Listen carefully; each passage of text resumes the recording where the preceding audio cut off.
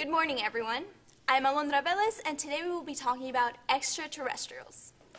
Everyone has been making a big fuss about the government keeping tracks on them, on their phone calls, what we post on the social media.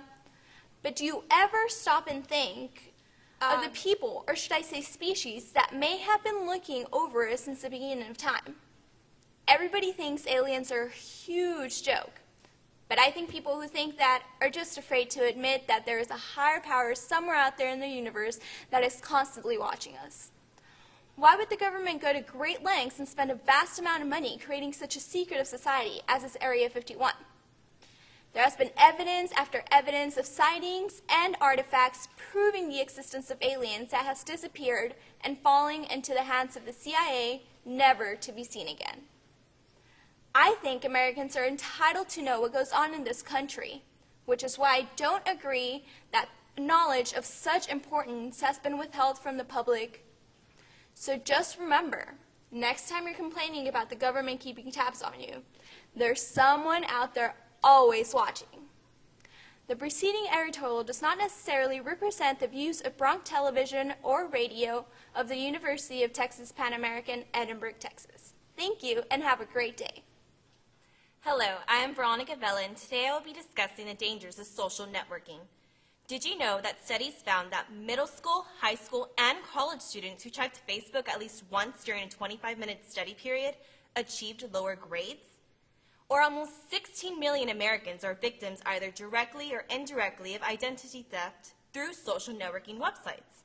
The surprising part is that even though people are adequately aware of the risk, only 40% of them manage their privacy settings.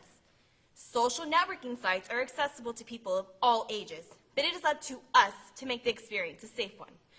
I propose that we encourage people to learn the dangers of social networking by creating pages on these social networking sites that contain information about how dangerous these sites can be, and in turn, people will be less likely to be a victim of it. Social networking is affecting our educational system in a negative way, because it has proven that students who spent more time on Facebook spent less time studying and had lower GPAs. With the increased global use of social media, there are more opportunities than ever before to steal identities or perpetrate fraud online. And when it comes to stalking or stealing an identity, use of photo and video sharing sites like Flickr and YouTube provide deeper insights into you, your family and friends, your house, favorite hobbies, and interests. I believe if we were to bring awareness to others by creating pages on these social networking sites that contain information about how dangerous these sites can be, and people will also be able to post their negative experience, and this will help advocate how dangerous networking can truly be. The preceding editorial does not necessarily represent the views of Bronc, Television, Radio, or the University of Texas Pan American, Edinburgh, Texas. Hi, I'm Myra Gomez, and our topic today will be about the crazy driving here in South Texas. I know most of these crazy drivers have to know that they are crazy drivers, so why don't they stop driving so crazy? No joke. I'm scared for my life every day that I step into that expressway. Either most of the drivers are mad, in a hurry, don't care, or have no common courtesy. But all the time? Really? There is just one thing I want to know, and that is why. Why do most of these people drive like this, for example? When I first moved down here, I was used to using the turn signals when switching lanes. As a good driver, you're supposed to do that, to warn the car behind you. They then will use their common sense and let you get on that lane. But oh, I learned. Yes, I learned not to do that anymore. If I were to do that here, the car behind me would just rush and not let me through. And well, so will all the other cars, so I'll be there stuck, having to actually stop in the middle of the expressway to switch the end lane. But of course, as a good learner, I learned not to do that. I will not use my turn signals before switching lanes while driving here in South Texas. The preceding editorial does not necessarily represent the views of the Bronc Television, Radio, or the University of Texas Pan American, Edinburgh, Texas. Good morning, everyone. I am Priscilla Huaracha. Today I will be discussing an issue that upsets me and disappoints me very much. Illegal immigration has exceeded its limits and highly increased year by year. It's an issue that has been around for decades.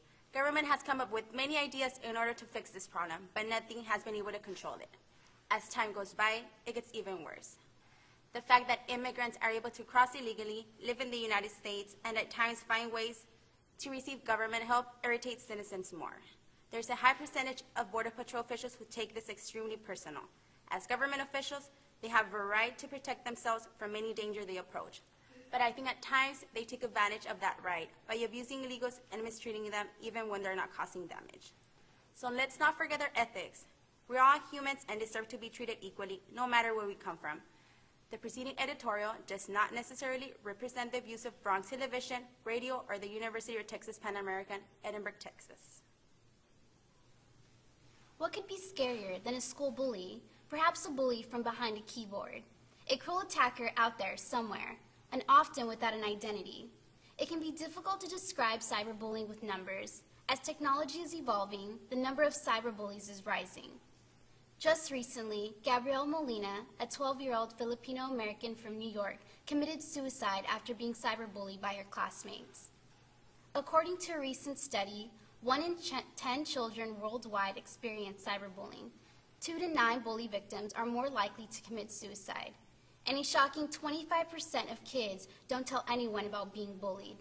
This bears the question, how many are suffering in silence? Something must be done, and we have an obligation to change this. We cannot allow ignorance to take another precious life. For peers, the most powerful way to stop cyberbullying is to take a stand.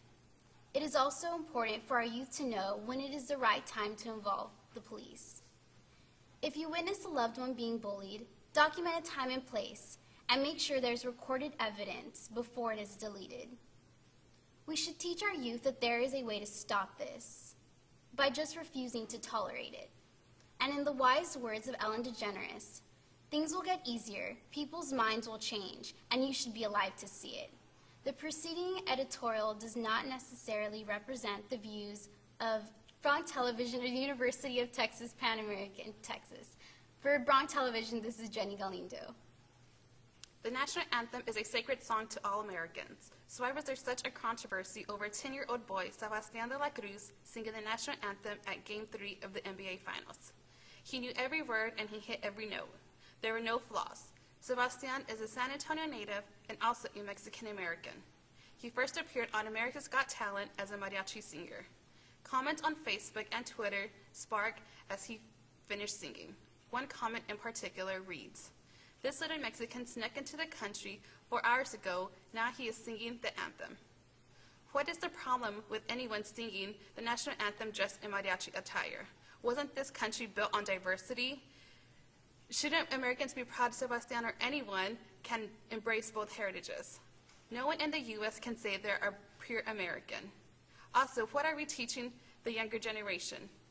Are we telling them Mexican Americans are inferior? The solution to the problem is we need to stop categorizing not just for Mexican Americans' sake, but for everyone. We need to empower and encourage our peers. We need to let them know we are standing by their side. And as July 4th upon us, we need to acknowledge the fallen and the veterans from different ethnicities who have fought for the country, for the land of the free, and the home of the brave. The preceding editorial does not necessarily represent the views of Texas Pan American, Edinburgh, Texas. For Bronx TV, Nathan Perez. Have a great day.